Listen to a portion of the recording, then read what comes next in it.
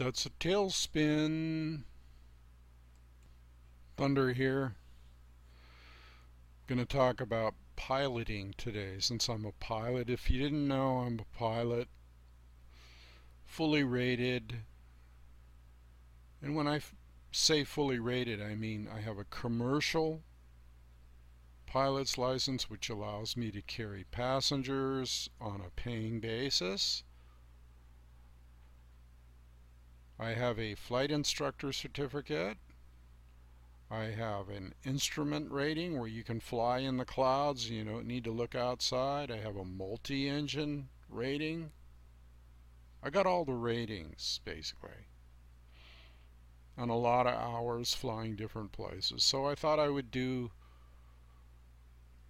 a show about tailspins and add some other stuff too about flying and how that correlates with life, because I find that everything I do somehow correlates with life, and you can apply it to life. Like turbulence in an aircraft, you can apply that to life. But let's talk about tailspins right now. And I want to tell you what a tailspin is. A tailspin is when you're flying an airplane, and you might do this purposely. Aerobatic pilots do this purposely. You'll point your aircraft, you'll pull back on the yoke and pull the nose up and point your aircraft straight to the sky, full power, and keep going up and up and up and up. Well, eventually there's not enough power, the air gets thinner, whatever, and you're going up and the airplane stalls, and when it stalls means it doesn't fly anymore. The air isn't flowing over the wings, and you're going straight up, and you either boom, snap left, or boom, snap right, and you go straight down. Okay, it just happens in a second. Boom, and over and down. You pull it up into a hammerhead stall or a regular stall, and the plane starts shuddering because it's not flying anymore, and then boom, it snaps over and you go into a tailspin or a flat spin or whatever kind of flat spin is the worst. Okay, but when you go into that tailspin, you're basically out of control. You're spinning down into the earth, augering, pilots call it augering down or augering in. A lot of people die that way. And so there's a procedure that you have to go through to get out of a tailspin or a spin. Let's just say a spin. As you're going down and you're looking at the earth and it's rotating around, spinning around, you could easily get dizzy, but you got to keep your mind about you. So whatever direction you're going in, you kick opposite rudder. That means there's a rudder on the back of the airplane that goes like this. Okay, here's the tail, and then the rudder's hooked to the tail, right? So if you hit it this way, the wind will push it. See, you get the picture? Anyway. So you kick opposite rudder to stop the rotation. Okay? And then once you stop that rotation, you're still not done by a long shot, because you're still going, you're in a dive then. Okay? Now if you pull out of the dive in the wrong way, if you try to pull out too fast, you're just going to go into this flat stall, this flat, just flying down. You're not going to catch the wind. Okay? So what you have to do is you have to go against all sensibilities, because you're already in a dive, and you have to push the yoke or the nose even further forward so that you'll start flying, so the wind will start flying over, start flowing over the wings. Okay, because it's not flowing over the wings until you push it down a little, and you just do that for a short time, maybe a second or two, maybe longer, depends on how, what kind of angle of position you're in and the spin. And then once you feel yourself flying, you pull back up slowly, Because if you don't pull up slowly, then you'll go into another stall. But once you feel it flying, you know, I think I left out a part in there. As you kick left rudder, you have to push the nose over quickly. So it's a pushing it over to break whatever kind of stall you're in, and then you have to pull it back up slowly. Okay? Got to remember this stuff. Haven't been up in a while. It's all coming back to me now, though. But the point I'm trying to make here is that there's a procedure where you kick, you kick opposite rudder, you push forward to break the stall, you go into a dive, and then you pull back slowly, and you're flying straight and level. You level out the wings.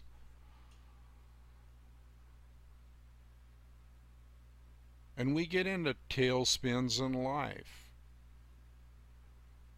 That's the point. Another point I want to make is that we get into these tailspins in life, and basically everybody is in a tailspin. They're out of control.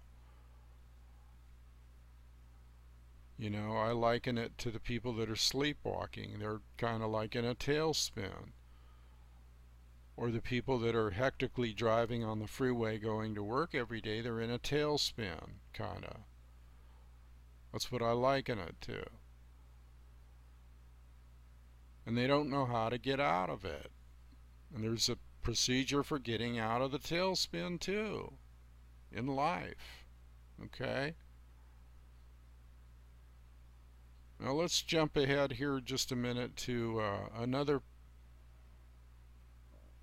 another aspect of flying, turbulence, right?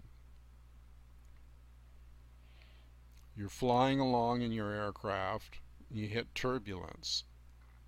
And it'll like boom, this way, boom, that way, boom, boom, boom, boom. It's like hitting bumps in the road. Only it can be mean. Okay? It can turn your aircraft, 90 degrees to the side and you'll go, whoa. Or and there's certain areas you just don't want to fly in at all. If you see these round lenticular clouds, they call them lenticular, they look like a, what's that thing? Other than glasses, contact lens. Curved, in the sky, right by mountains. Oh, that's a pretty cloud. Nope, don't want to go there, you'll be ripped to shreds. It's called a lenticular cloud. But anyway, getting back to turbulence, you hit turbulence, and what my flight instructor told me, and let me just talk a little bit about George, my flight instructor. What a great guy. He flew World War II. Okay, and he flew every type of aircraft from a P-51 Mustang to a bomber to a DC-3. He flew over the Burma Hump, which if you don't know about that, you should look it up. It's dangerous. It was dangerous. It was a supply line into China. But anyway, I'm getting off on a tangent. I had a really good flight instructor. Okay, and he told me that turbulence, when you hit it, you don't try to correct for it. You don't turn the opposite way real quick and get real stiff and trying to, outmaneuver the turbulence. That's just not going to happen. So what you do is you almost just let go of the controls and relax with it and just let the turbulence kind of push you anywhere, and you just kind of go with the flow, and yeah, almost like aerobatics, you don't freak out about it. Okay, if you see the color changing behind me, it's because I'm sitting in front of a window behind this screen, and there's the sun is like going in and out of the clouds. Okay, I just noticed the color changed a little, got a little more whatever. So we got the tailspin and we got the turbulence. Tailspin, the two T's. I wonder if we could add another T in there and make it 3. Well, I'll think about it. So anyway, We get into these tailspins in life, we got to know how to get out of them. There's a procedure for getting out of them. It's called waking up. And you really have to wake up when you go into a tailspin in an airplane. Believe me, you have to have your senses about you, know exactly what you're going to do. And so you have to do that in life. Okay? When situations arise. Now let me explain something about getting out of that tailspin. It all has to be done smoothly and with almost no thought. Just like when you lose an engine, okay, you have to go through the engine out procedures because you all of a sudden yaw to one side. They call it yawing, okay, and you have to control that yaw so that you can operate on one engine. So there's procedures, but they have to be done smoothly, okay. You can't freak out. Everything has to, you have to know in your mind it has to be second nature. This is why as a flight instructor you train people. Okay, you train them how to go into stalls, where the airplane doesn't fly anymore. And the reason you do this, and you do it at altitude, what we call altitude, that means at least 6, 7, 8,000 feet. Because you'll lose 3,000 feet, boom, like that in a spin. So you got to have enough room to recover. Which brings up another point. The reason that you're teaching them the stall in the first place is because if you're coming in on final approach to an airport and you're going too slow and you stall, guess what? You're only about 1,000 feet above the ground, so you're dead. So this is why it's so important to teach people when they're flying or learning how to fly, how to do that stall and how to get out of it real quick, how to recognize it. Of course, if you go into a spin at 1,000 feet, it's over. You're going to auger in. That's what the pilots say. The old people like Chuck Yeager, who broke the sound barrier. I love talking about flying. One of the things that I do, and people go, how did you do so many things in your life? I don't know. I just did. And I flew all over in Hawaii and flew a lot down to Baja, California, or Baja, Mexico. Landed on dirt strips.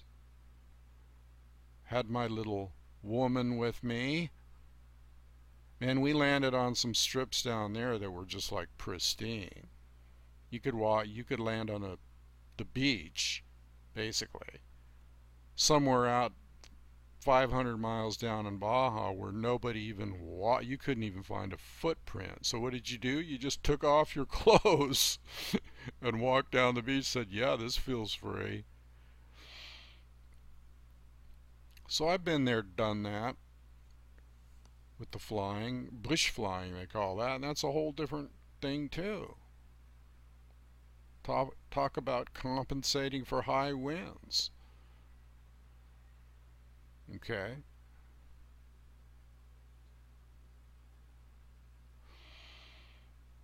Okay, so all of this stuff applies to life. Okay. And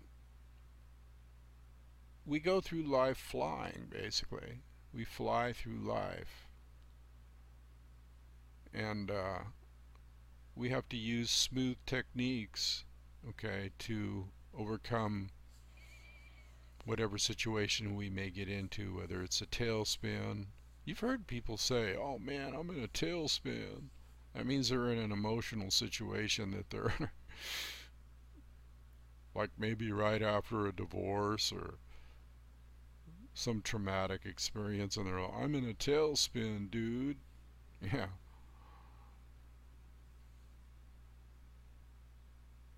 The key word is remaining calm and not panicking. Remaining calm and not panicking. And going through the procedures that you need to go through. And sometimes just going with the flow. But until you get into that tailspin, you're just going through life. Hey, I can use another term, on autopilot. Autopilot. Okay. You can go through life on autopilot where you're not thinking. The airplane's flying itself. In other words, your real mind is like put on hold and you're just mechanically going through the motions from your subconscious or whatever's been programmed, just like you got to program an autopilot. Oh, this is a beautiful metaphor, this flying thing, for life. Flying for life.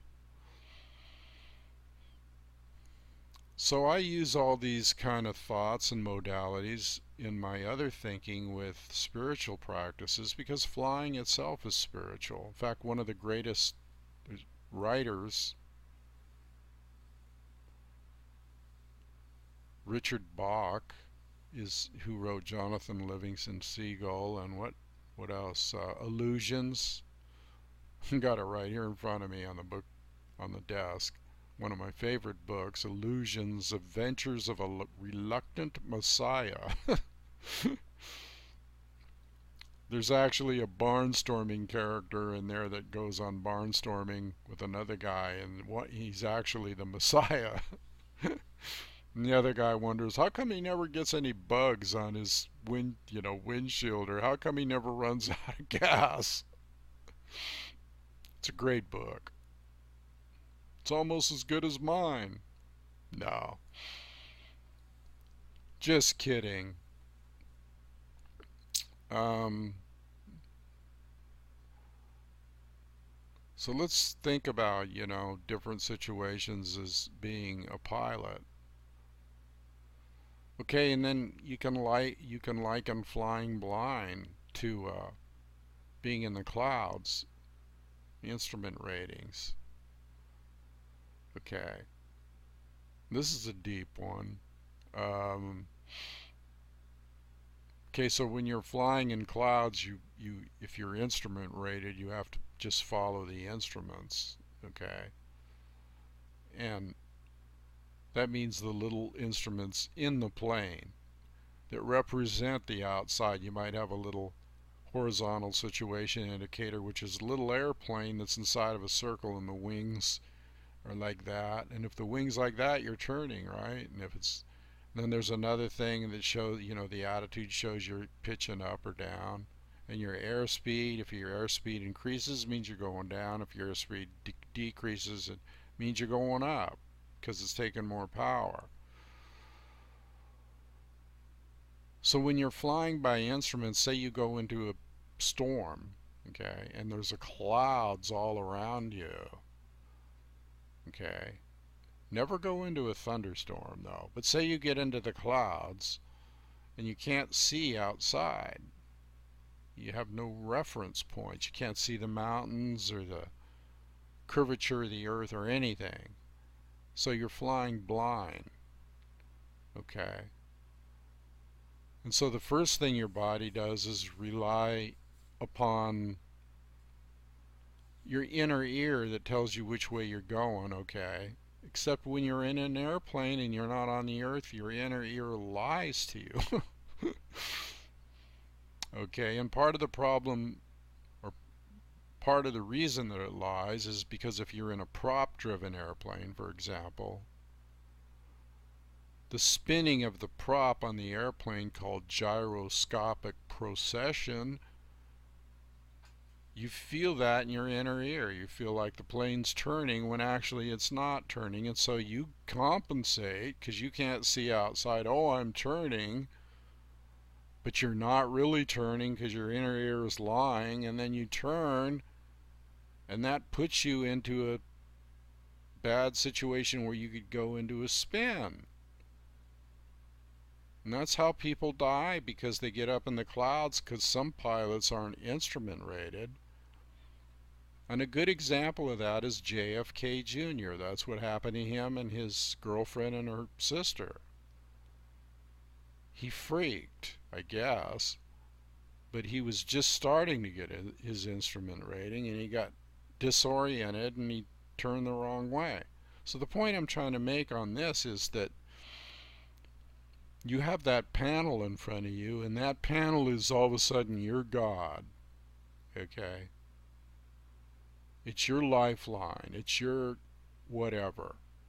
You can't rely on your senses. You can't rely on seeing, feeling, anything. All you have to do is just concentrate. You have to disregard the body and the bodily sensations and concentrate on that little horizontal indicator with the airplane and all the other instruments, and you keep doing a scan on them, watching your airspeed, watching your wings. You're totally locked into the instruments. That's the only way that you're going to get through the clouds. You have to say, my body's lying to me, and I have to totally rely on instruments, because I know it's scary.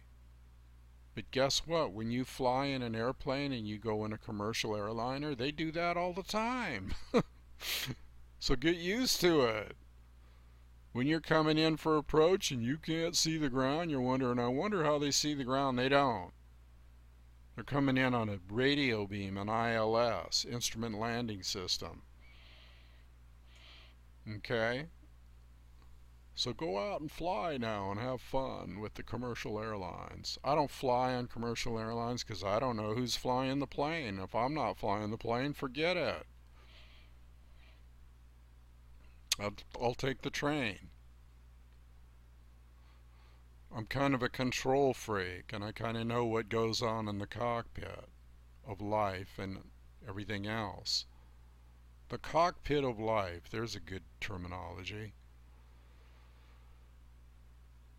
So anyway, you have to go through life relaxed. The key thing with flying is relaxing. Even when you're on instruments, you have to stay coherently and lucidly aware, but you have to relax too, because if you start getting uptight, you're going to make mistakes.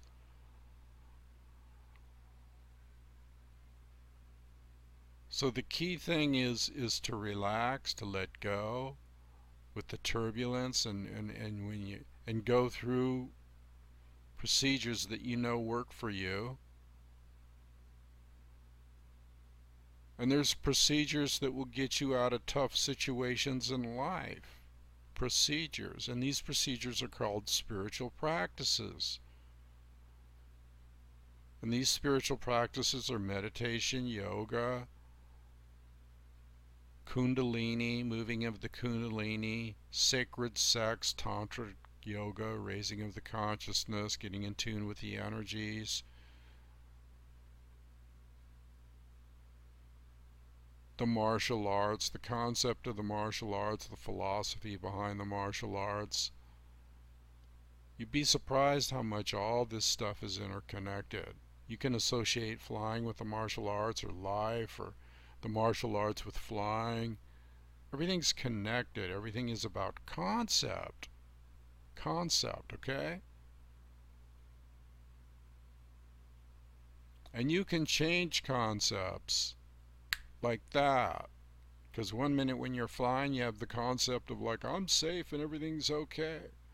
And then the next minute you might hit turbulence and your concept has to be adjusted. You have to shape shift. Literally.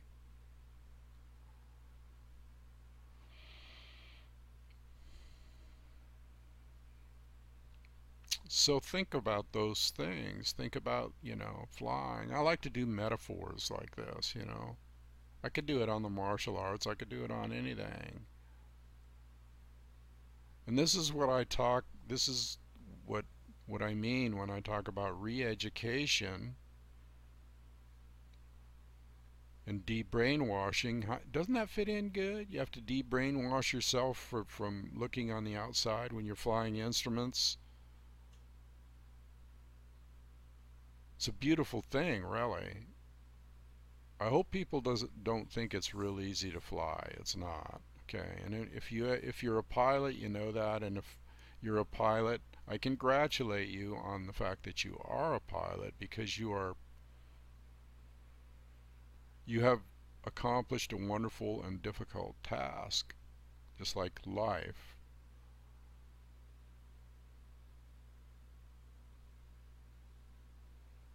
You know, I actually got a fire in the cockpit once. It was a very traumatic experience because I had passengers with me. And it was a smaller plane. Excuse me. And just as I was taking off, all this blue smoke started pouring out from underneath the panel. In a car, you'd call it the dashboard, whatever. But blue smoke, now, you know what blue smoke is? Guess what that is? That's electrical fire. That's bad. Okay, something shorted out, started a fire. And I was like about 3 feet, 4 feet off the ground. I just made my run for takeoff. You only got so much runway, okay? So you get to a point on the runway where you decide, do I keep going? Do I try to like take this thing up, go around in the pattern, what they call the pattern, the landing pattern, and then land again and get down before this thing burns me up? Or do I just get this puppy on the ground right the frig now and hope that there's enough runway left to stop this airplane and get out? Well, I made the right decision that day because I was looking at how far the end of the runway was, and I go, yeah, I can stop. And so I put that puppy, boom, right back down on the ground.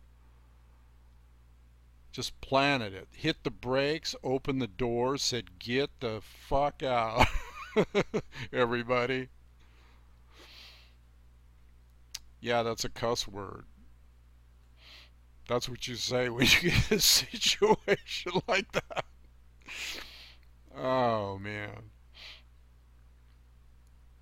You're cussing a streak. What the? You know? But I made the right decision, and that's a good feeling, and everybody got out safe, and they came and put the fire out, and I'll have to hand it to my passengers and myself. You know what we did right after that? Instead of sitting on the ground and being all traumatized and everything, we said, well, let's get another plane and do it again. And we did, because we had a place to go that day, and we're not going to let a little thing like a cockpit fire stop us, you know. You can't let the roadblocks in life stop you. You have to just keep putting one foot in front of the other, and that's a way to dispel fear, you know, overcome it. It's like, so what? We made it that time. That whole trip was, now that I think about it, was harrowing. Because after we got off the ground the second time, we got into an icing condition in clouds, and it was cold, and the wings started icing up. Okay, and when the wings ice up, the air doesn't flow over the wings, and that can kill you too. Better know what you're doing. You have to shift altitudes to get to another variant in the temperature so that the ice will melt off. Or if you have boots, these little rubber things on the end of the wings, you inflate them and break the ice off.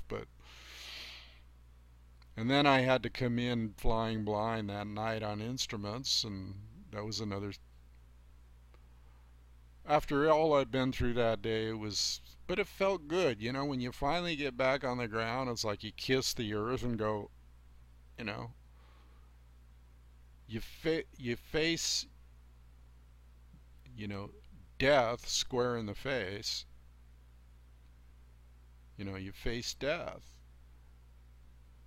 And when you get on the ground, it makes you appreciate life, you know. It makes you appreciate life because you're taking a risk. Some of us pilots used to say, cheated death again, when we came down, depending on the circumstances we were in. I've been in a lot of different circumstances flying in a lot of different situations that I don't even want to talk about.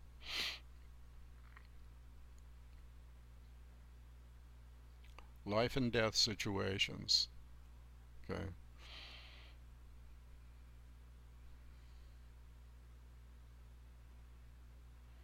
I'm just glad I had my spiritual practices going even way back then when I first started. I was meditating and doing all the stuff I needed to do. Well, that was a nice little story today. I think I'll leave it there. I'm wearing my camouflage hat today and shirt. Notice that? This is my modern day warrior gear with a Bear Clan symbol too. Can't see that on the... But anyway.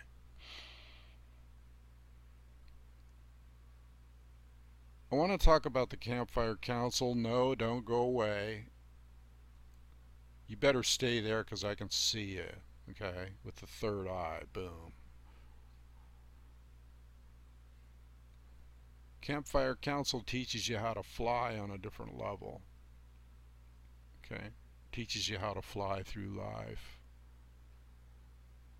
Uses the same concept. De-brainwashing, relaxing, thinking clearly, making plans, looking at the whole world situation, evaluating it, studying it, being ready for it so that it's second nature, just like flying. Campfire Council is a group of people that are united in a kindred bond to help others and ourselves get through life, period. End of story. In a sacred manner, I guess. I should add that. And in a spiritual manner. And there are no rules and regs for us as far as how we do it. And we're free spirits, and if you want to join us, you can go to the website. No, over here. Go to the website campfire-council, council.com, and check it out. My books are on there, newsletter, everything, donation button. We appreciate your donations. We've been getting them. We're funded. We can always use more, though. Trust me, because there's always new expenses. Keep it on coming. It's good. It's a good thing. And videos like this are worth it, because we're going to get into some deeper webinars, teaching seminars, other groups of people, roundtables. Things are coming up here, people.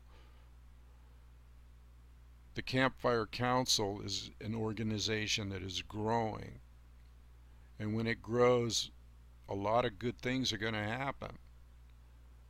Okay, so if you can volunteer in any area, let me know. There's an email on the site, campfirecouncil.com. There's an email there. You can email me as you fill out the newsletter and as you donate if you want to. But donation in any form is appreciated. Okay? Whether it be land or vehicles or anything, you know. We're a sacred organization. We can use all that stuff. We could use, you know, maybe some, if you have a pickup or something you want to donate, it's running condition, whatever. Just know that you're helping the cause, and the cause is because we have to. We have to let people know what's going on and wake them up, just like when you're flying in an airplane, put them through the procedures of what they have to do. That's my vision. It's a good vision. So anyway, I guess I'll end it there today. And as a pilot, I'll just say, of course, I always say blessings and namaste, and I love you all, you guys, but I'll just say over and out today, all right? later on. Well, I guess I said later on too. Okay.